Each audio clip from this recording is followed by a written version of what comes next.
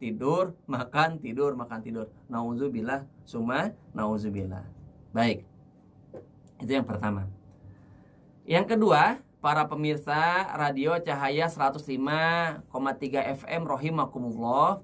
Manfaat puasa ya. Ini belum sampai ke kaitannya dengan virus corona, belum ya. Kita masih pembukaan, Masya Allah. Ini masih pembukaan.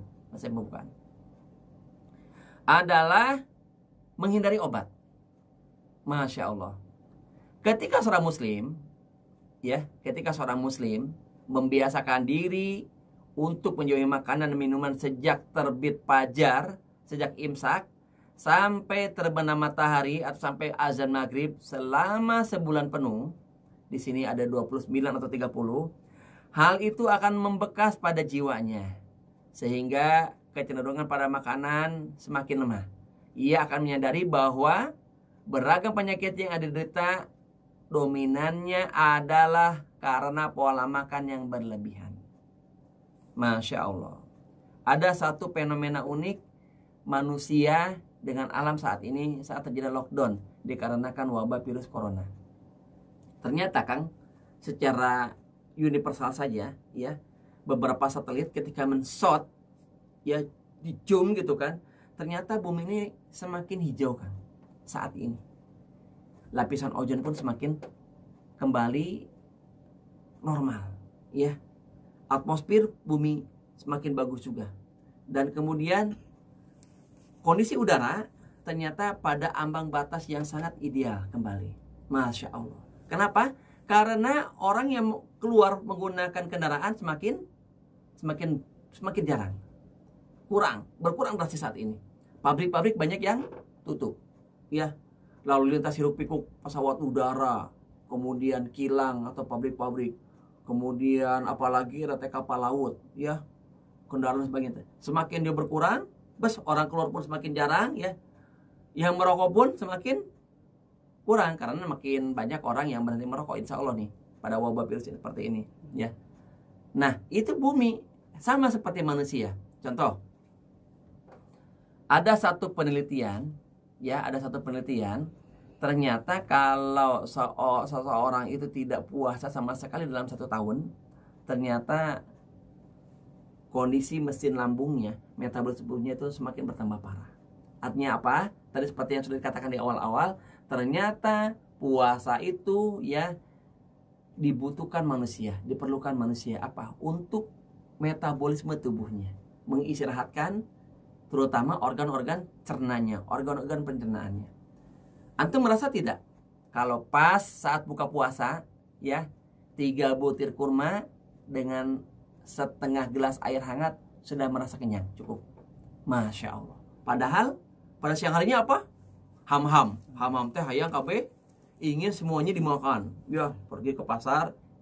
Kalau tidak semasa lockdown kan ya, pergi ke pasar, pergi ke alun-alun, ya. Pergi ke Cibadak kalau di sini atau ke Lapang Gumiro, waduh, ada puluhan, ada ratusan pedagang-pedagang cemilan, pedagang-pedagang kuliner ingin semuanya dibeli. Makanya ketika pas ada awal-awal anak yang waktu itu usia 7 tahun puasa, ya, pertama dia puasa pengen buka, kemudian semuanya dia beli. Dia beli apapun makanan, cemilan, ya, penganan, biarkan aja. Pas buka makan kurma beberapa butir, minum air hangat, ternyata nggak dimakan yang dia tadi beli itu, ya. Ya, artinya apa? Ternyata pada saat puasa, ya, kondisi tubuh manusia, wabil khusus orang yang sedang puasa itu tanda petik, Bang, lambungnya pada posisi ideal. Jadi berapapun dia nerima makanan, dia cukup, ya. Doakan lambungnya mengecil kondisinya, ya. Tidak sampai membesar seperti itu. Kemudian ya, ada banyak penyakit, ya, ada banyak penyakit tidak harus dia dengan puasa kondisi tubuhnya membaik. Contoh, seperti orang yang punya gangguan jantung, ya, orang yang punya gangguan jantung. Masya Allah, orang yang punya gangguan jantung. Ternyata pas dibawa puasa, ritme irama jantungnya membaik, ya. Lelahnya, lemasnya justru berkurang. Masya Allah. Sesaknya jauh berkurang, ya. Tenaganya kembali pulih. Masya Allah. Orang apalagi yang punya penyakit mah, ya, gastris. Saat dia sedang puasa, ternyata ya produksi asam lambungnya stabil. Produksi asam lambungnya stabil, masya Allah, ya. Kemudian justru membaik kondisi tubuhnya, mualnya hilang, pedihnya hilang, ya. Kemudian begahnya hilang, pusingnya hilang, masya Allah, biiznillah. Sangat teramat aneh kalau ada orang yang saat ini mengatakan, ya, dengan virus ini mintalah kepada MUI untuk ada ruksoh tidak berpuasa. Jujur, itu adalah kesalahan fatal. Kesalahan yang sangat fatal sekali. Justru dengan puasa, ya, daya tahan tubuh manusia semakin membaik. Masya Allah. Itu dari segi faktanya, ya. Dan memang nggak ada ruksoh sama sekali, ya.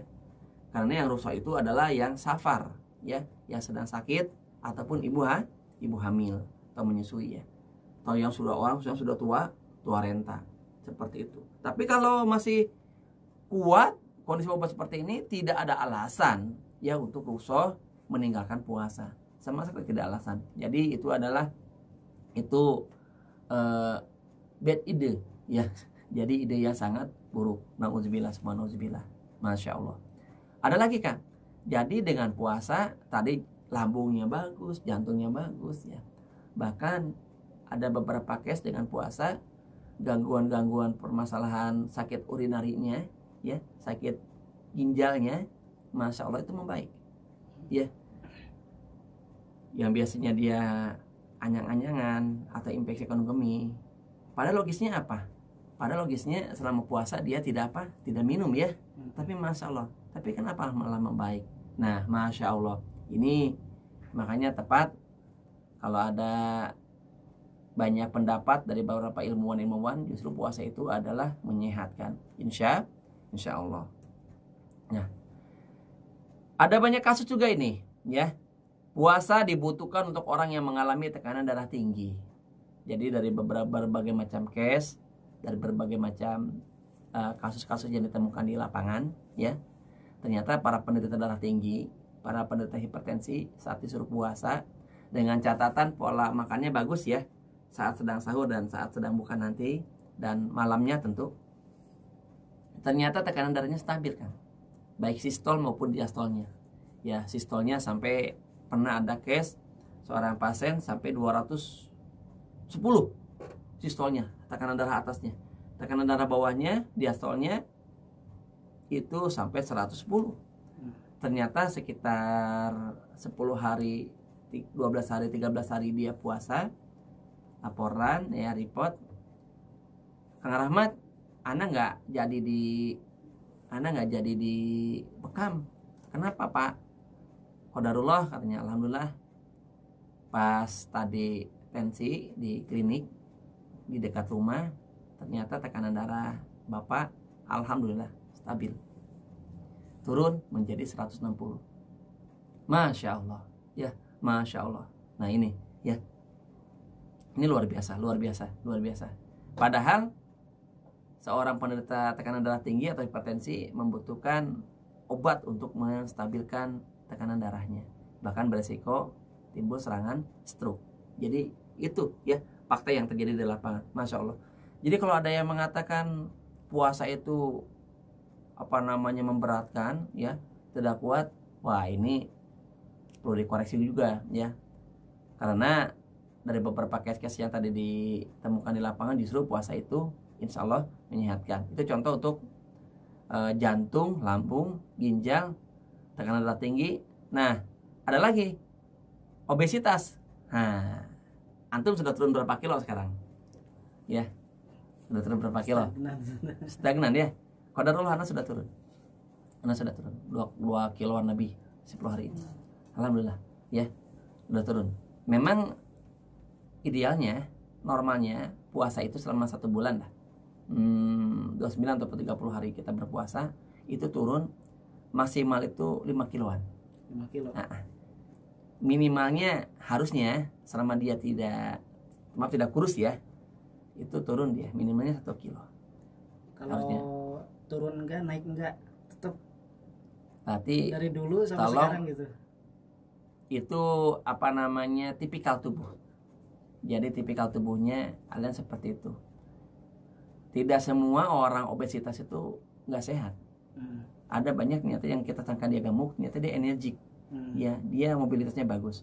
Contoh seperti Sammo Hung lah ya, seorang praktisi dan aktor kungfu semasa Jackie Chan dan Jet Li itu ya, dan Bruce Lee. Masya Allah, itu kan bagus dia. Ternyata dia bukan gemuk karena obesitas. Ya. Nah seperti itu tentu tidak bisa disamaratakan. Cuma secara umum ya, bahwa saum itu insya Allah bisa menurunkan berat badan ya. Apalagi ditambah dia dengan selama saum dia pun diet ya. Contoh pas buka makan beberapa biji kurma, kemudian tidak makan nasi, yang dia makan justru adalah gandum ya, gandum, kemudian jagung atau beras hitam, atau minimalnya beras merah, karena beras merah relatif apa namanya kalorinya, indeks glikemiknya tidak setinggi nasi putih ya, seperti itu. Nah, kurangi pula cemilan. Kalaupun berbuka yang manis, bukan manis gula sintetis, gula putih ya, tapi manisnya adalah manis alami, fruktose ya. Semisal seperti manis kurma, manis tebu ya, manis gula aren.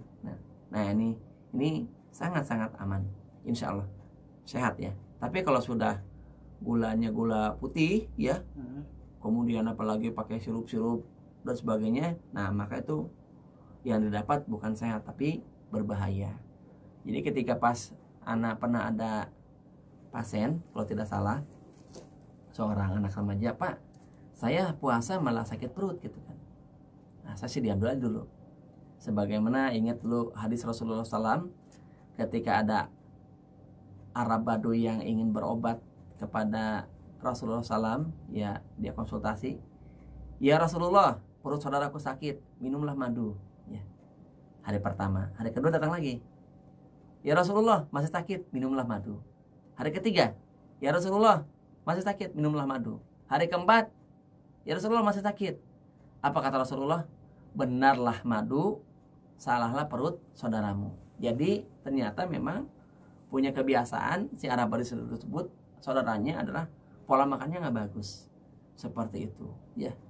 Jadi kalau ada orang yang dia itu puasa malah tambah sakit ya, keluhan-keluhan tubuhnya tidak ada pengurangan sedikit pun ya, asam uratnya masih tinggi, masih sesak ya, masih gagal fokus, maka yang disalahkan bukan puasanya, tapi apa? Pola hidupnya ya, pola hidupnya. Tentu selama masa puasa pun tidak boleh sampai kita hipersomnia, kebanyakan tidur ya, malah yang terjadi adalah Abu Naum. Hadis yang mengatakan bahwa tidurnya orang yang berpuasa itu berpahala, itu hadis doif ya, tidak benar sama sekali. Nah begitu ya, nyambung ya. Jadi tadi penyakit kegemukan, obesitas, biiznillah insya Allah bisa tertanggulangi dengan pola puasa ini. Maka ketika ada yang bertanya kepada saya, Pak, apa diet yang paling bagus? Puasa ya, apa diet yang paling bagus? Puasa. Bahkan yang lebih hebat lagi, ternyata puasa bisa meredam emosi, insya Allah. Kemudian ya, masalah rematik dan asam urat. Ternyata kadar asam urat pada orang yang berpuasa insya Allah normal ya. Lagi-lagi dengan catatan pola makan saat buka dan sahurnya diperhatikan, insya Allah. Baik. Tapi bagaimana nih Pak, pada faktanya kondisi mereka memburuk pasca puasa ya. Ada yang kemudian gula darahnya naik ya, kadar glukose dalam darahnya, kadar gula darahnya naik pas puasa dan pasca puasa. Kemudian ternyata tambah gemuk. Ini tambah gemuk nih ya, tambah gemuk. Pak, saya mah setelah puasa teh bukan turun badan, malah naik Pak. Naik mana? Saya kemarin 71 Pak. Sekarang hari yang ke-10 ini saya sudah 74 Pak. Subhanallah, subhanallah. Kemudian ya, ada Pak, saya setelah puasa malah yang terjadi adalah konstipasi, sembelit, susah BAB. Ya. Jadi susah ini perutnya. Kemudian ada lagi, saya puasa ini tambah sesak napas, Pak. Nah, dari beberapa case, dari beberapa kasus yang terjadi, contoh seperti yang tadi, yang obesitas ya. Ternyata dia pas berbuka, yang terjadi adalah balas dendam. Yang terjadi dia balas dendam. Buka, tidak ada kurma di mejanya, tidak pakai air hangat, langsung pakai sirup dia berbuka, pakai manisan-manisan yang menggunakan gula putih ya. Padahal 1 sendok gula putih itu melemahkan sel darah putih selama 5 jam. Itu penelitiannya Dr. Tauhid Nur Azhar di dalam bukunya Jangan Pergi ke Dokter Lagi. Itu ada di keterangan beliau ya. Jadi 1 sendok gula putih melemahkan sel darah putih selama 5 jam. Itu dalam keadaan normal. Apalagi pas dia berbuka.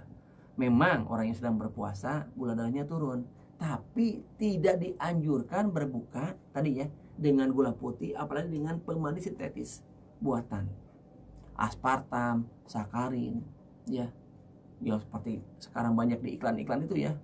Berbukalah dengan yang manis ya. Yang manis di sini adalah manis alami, bukan pemanis buatan. Sampai ada yang maklum, kita di Indonesia bukan berbuka yang manis katanya, sebab yang manis belum tentu setia. Tapi berbukalah dengan yang setia ya. Insya Allah akan manis rasanya. Eta mah heureuy biasa nu jomblo nya. Nah, lanjut. Kemudian dia pas berbuka langsung makan berat yang nihil serat di situ. Hampir tidak ada buah, hampir tidak ada sayur. Yang dibanyakinya adalah protein, lemak, dan karbohidrat. Waduh, tidak lupa gorengan. Gorengannya banyak yang dia makan. Seperti itu. Yang terjadi apa? Ya, langsung kekenyangan. Sholat maghrib pun ngahir. Sholat taraweh, makan lagi. Padahal di malam hari selepas taraweh tidak dianjurkan makan makanan yang berat. Kalaupun masih boleh dianjurkan, maka pilihlah kudapan. Apa kudapan? Makanan-makanan yang tinggi akan serat. Contoh apa ya? Manisan. Manisan di sini manisan rujak ya. Rujak. Nah, masya Allah. Atau kurma, atau buah-buahan, ya, atau gandum. Kalau mas ini. Kenapa? Pertama rendah lemak, rendah kalori, ya, rendah gula. Masya Allah. Tapi kalau masih dilihat habis tarawehan yang dimakan apa? Bakso. Bakso Kang? Ya, yang dimakan bakso dia. Bakso, mie instan, ya. Bukan berarti lockdown seperti ini orang yang hobi kuliner itu berhenti. Ya, hunting makanan-makanan. Malah ya. Malah bekerja keras mereka itu ya. Sahurnya. Nah, ini pula sedikit yang dibahas ya. Wabil khusus dan Nagrak ini. Ini dan Nagrak. Di Kecamatan Nagrak, Kabupaten Sukabumi. Kita di sini jam 1:30 sudah dibangunin. Padahal itu secara untuk sahur tidak tepat. Kecuali ya bagi para ibu-ibu rumah tangga yang itu dia memang banyak jiwanya masaknya. Jadi masak dari nol lah ya. Masak nasi segala macam. Boleh lah. Dengan catatan dia harus juga menyempatkan qiyamul lail. Berarti qiyamul lailnya pada jam 1:30 itu. Yang bagus jam berapa sahur itu? Ternyata keberkahan sahur itu adalah pada menit-menit terakhir. Bukan jauh-jauh hari. Aku mah sahurnya pada malam hari. Itu mah bukan sahur, namanya makan malam. Ya. Sahur itu harus tidur dulu dan selepas dari jam 2 ke sana. Ya, definisi sahur setelah ini ya. Jadi setelah jam 2 dini hari waktu Indonesia bagian barat. Terus karena tiap negara berbeda kan. Dulu yang anak pernah ngalamin sahur di Hong Kong. Di sana itu pernah kita subuh itu jam 6 kurang kan. Subuh itu. Jadi kita jam 5 pagi sahurnya. Jadi apa namanya, waktu itu siangnya agak pendek. Beda-beda loh ya. Kita beda-beda nih. Qadarullah pada tahun sekarang di Indonesia relatif agak panjang. Nah kemarin ketika pas anak di Kuala Lumpur pun di Malaysia, alhamdulillah saum ternyata waktu siangnya. Jadi jam 5 pagi kita sudah lepas sholat subuh ya. Buka-buka itu jam setengah 8 malam ya. Iya, di urama jam genepnya di kita mah ya. Di sana saya buka waktu jam setengah 8 malam ya. Pernah waktu di Makau juga ya, atau di beberapa yang anak pernah singgah di beberapa negara di luar ya, luar Indonesia, itu sampai jam 8 malam lebih baru kita berbuka. Sahurnya sudah jauh-jauh hari. Bahkan yang paling ekstrim adalah yang ada di daerah Skandinavia, di daerah Norwegia, Denmark, Swedia ya, Finlandia ya, 5 negara itu ya. Itu hampir kita dari mulai buka ke subuh itu hanya 4 jam. Jadi sedikit malamnya. Bisa dibayangkan ya, makanya syukur nikmat kita berada di kondisi ideal. Oh iya, bahkan Papua juga sudah berbeda kan ininya. Apa namanya teh? Waktu puasanya. Nah, seperti itu. Jadi jangan jauh-jauh hari kita sudah sahur. Jadi sahur yang ideal itu adalah yang dekat dengan waktu ya subuh, insya Allah. Nah, apalagi yang terjadi? Ini ada dia setelah puasa malah timbul sesak napas. Nah, perhatikan ya. Sesak napas selain tadi. Sesak napas, kemudian pusing, ya, sering begah. Dia punya kebiasaan buruk. Selepas sahur dia langsung tidur. Nah, ini yang terjadi kalau kita sahur, ya. Kalau kita sahur masih jauh-jauh hari. Maaf, dari jauh-jauh waktunya. Dia jam 2 sudah sahur. Gak lama sahur, bukan qiyamul lail ataupun baca Quran, malah dia tidur. Udah dia, asam lambungnya naik dia. Kata Nabi, jangankan tidur, ya, makan dengan cara bersender pun sudah tidak bagus. Jadi makannya bagus ternyata duduk sila ya, kaki yang kanan agak ditekuk. Masya Allah. Fungsinya apa? Menekan lambung agar tidak melar, ya, tidak melar, tidak memanjang, tidak membesar. Jadi tertahan. Makanya orang yang makan dengan posisi seperti itu, insya Allah itu mencegah obesitas dan asam lambung. Ini bukan daharna makannya sakabak-kabak banyak ya. Setelah itu dia malah tidur, dia langsung tidur. Masya Allah. Makanya yang terjadi adalah dia selain obesitas timbul sesak. Bahkan kalau tidak salah banyaknya orang yang punya gangguan sesak napas dikarenakan karena salah pola tidur dan pola makan seperti itu. Ya. Ada pertanyaan tidak? Ya. Ada pertanyaan. Baik, ya. Tafadhol. Ya. Baik sahabat Cahaya FM dimanapun semuanya berada, terkait dengan pemaparan tadi menarik ya, terkait dengan kesehatan, bahwasanya tadi puasa adalah ya sumber ya kesehatan yang harus kita jalani puasa tersebut gitu ya.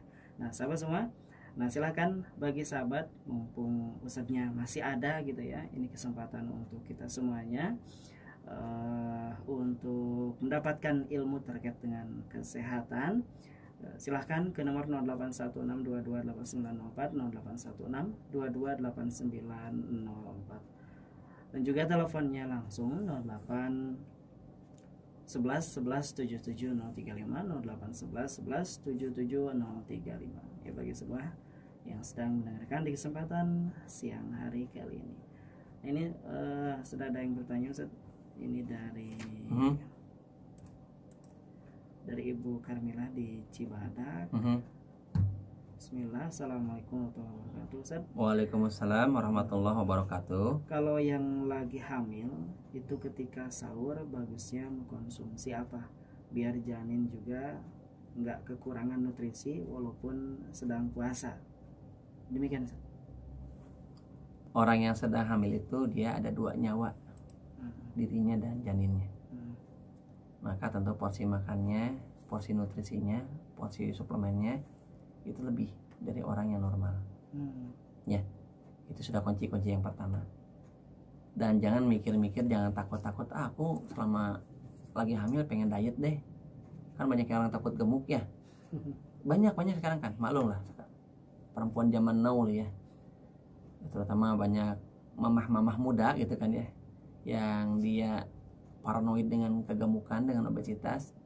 Jadi yang dipikirkan bukan janinnya, bukan kesehatan si jabang bayinya, tapi dirinya yang dipikirkan, masalah penampilannya ya. Sebetulnya hukum asal daripada orang yang hamil berpuasa itu, ibu, adalah dia mendapatkan ruksoh. Jadi kondisional. Dia sahur seperti orang normal aja dulu. Ya, dia sahur seperti orang normal aja dulu. Sahur, misalnya ada sayur, ya, ada karbohidratnya, nasi lah ya, ada protein, telur misalnya, minum dan sebagainya. Kayak dia minum haba sauda misalnya, atau dia minum madu selepas sahur. Coba pada jam 9 pagi, masih kuat kan dia? Nah, jadi tes case langsung, ya, langsung uji, ya, dia tes langsung. Oh, masih kuat. Jam 10, gimana nih kondisinya? Oh, masih kuat. Jam 11. Karena di situ tuh mulai-mulanya ya. Mulai-mulanya. Ah, masih kuat. Duhur, goyang tidak? Mirip seperti seorang ibu yang mengajarkan balitanya untuk puasa, mengajarkan balitanya itu untuk saum. Kan dibangunin bareng dulu tuh sahur. Ayo nah sayang, kuat gak? Jam 9. Masih mah. Ayo. Jam 10 kuat tidak? Masih bunda. Jam 11 masih umi gitu kan. Jam 12 udah gak kuat. Buka. Jangan dipaksakan. Istato'ah, sekemampuannya. Sama seperti gitu Bu Karmila. Jadi ibu semisal lagi hamil, ini pun dia hamilnya trimester berapa? Trimester awal ya, lagi ngidam. Lagi berat-beratnya ya tak. Lagi berat-beratnya itu. Serius. Ya. Karena campur dengan ngidam. Jangankan berpuasa, jangankan berbuka sahur, masuk makanan pun hampir tidak bisa. Itu yang terjadi ketika waktu anak pertama ya, waktu istri anak itu hamil. Dari berat badan 52 menjadi 39 kilo. Lumayan. Ya, 13 kilo hilang. Ya, 13 kilo bagi Ahwat kan langsung kelihatan banget dropnya. Wah, seperti apa jalan. Semua gamisnya tiba longgar. Nah, itu tidak bisa dipaksakan. Semester kedua relatif kuat. Semester kedua 3 sampai 3, 4, 5, 6 relatif kuat nih. Tapi semester ketiga mulai lagi dia butuh nutrisi yang banyak. Kira-kira dia tidak bisa, maka berbukalah. Tapi kekeh ya, dia kekeh ingin terus puasa, strong tidak tubuhnya, paham ya? Jangan sampai dia menzalimi janinnya. Kan tadi ada ruksoh, jangan, dan semuanya dikembalikan kepada dirinya. Contoh, dia sebenarnya kuat ya, tapi karena ruksoh ini paham gak, bek. Kan ada ya di ujung Al-Baqarah 188 ya. Jadi la'alakum, jadi bukan. Di akhir ayat itu berpuasanya itu lebih bagi kamu gitu kan ya. insya Allah. Karena gini juga nih Tad, contoh, Ana beberapa kali safar ya, bahkan waktu itu sampai ke Jogja, Tad. Driver sama Pak Yudi, ya, Masya Allah, Ana tetap saum sama beliau. Ke Cilacap tetap saum. Di perjalanan itu? Perjalanan. Mobil. Kereta saum. Waktu ke Surabaya di kereta api. Berangkat dari sini kita berangkat jam 7 pagi dari Gambir sampai ke Gresik itu kalau tidak salah itu jam 6. Ya. Alhamdulillah.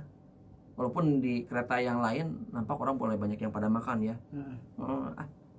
Pak Yudi kuat, Pak Rahmat kuat. Bahkan Anda pernah ketemu, Masya Allah ya, beberapa supir angkot kita sholat berjamaah bareng di Masjid As-Salam Karangtengah tuh. Angkot red. Reheula Pak, istirahat dulu Pak, rehat dulu Pak. Masya Allah, Bapak puasa. Gimana ya rasanya ya? Jujur. Dia tuh kondisinya berbeda gitu untuk bisa melaksanakan ibadah syar'i itu ya.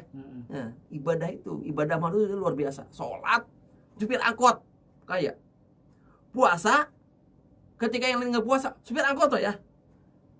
Kalau ustadz puasa, ustadz sholat itu biasa.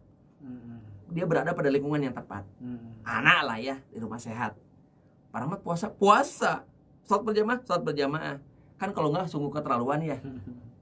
Karena memang lingkungannya mendukung. Antum berada di yayasan mimbar di sini, di radio. Puasa, Ustaz Didit puasa. Wajar. Nggak ada apresiasi apapun. Memang sudah selayaknya. Tapi supir angkot, Ana bahkan bertemu dengan tukang kesiknya yang ada di Gekbrong. Puasa betul. Kereng-kereng kepala. Abah puasa. Ya Rahman ya Salam. Sholat. Jadi ternyata betul ibadah ini tidak memberatkan. Yuridullah bikumul yusra wala yuridu bikumul usra. Allah itu menghendaki kemudahan bukan kesukaran. Wallahu a'lam bishawab. Ya.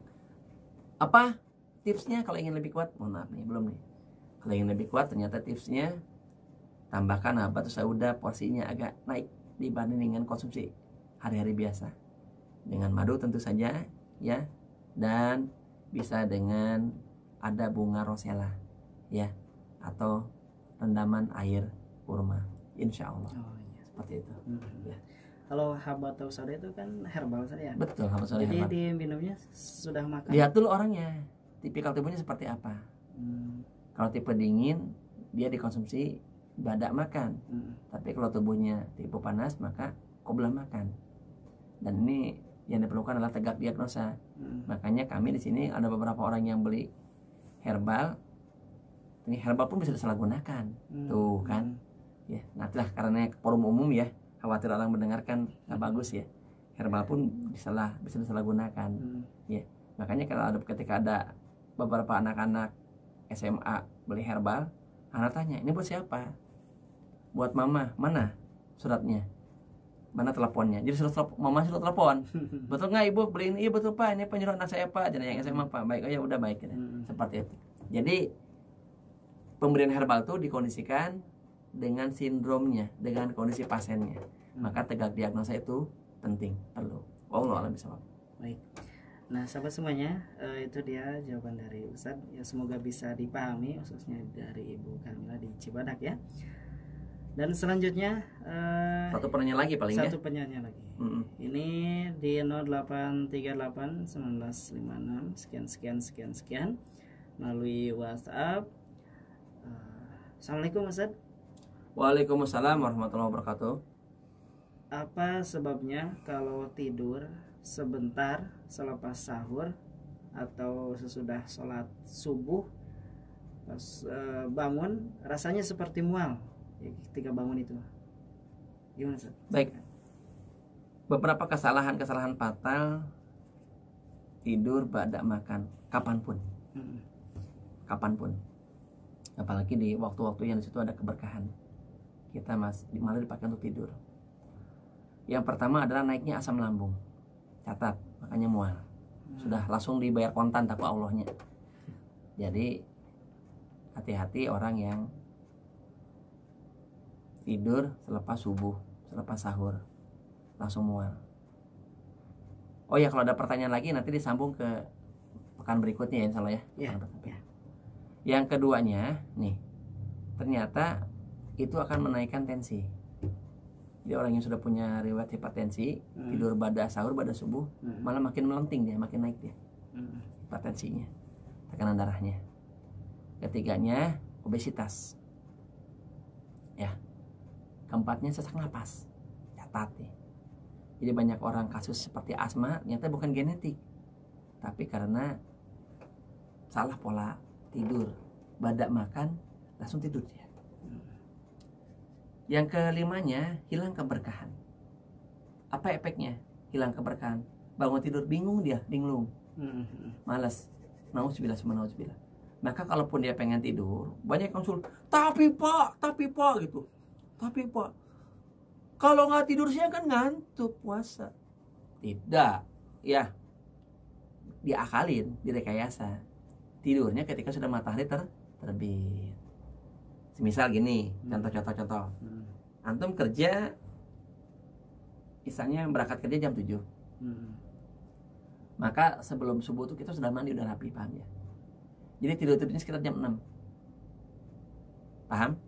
Jadi paling cepat kita tidur itu 1,5 jam setelah makan.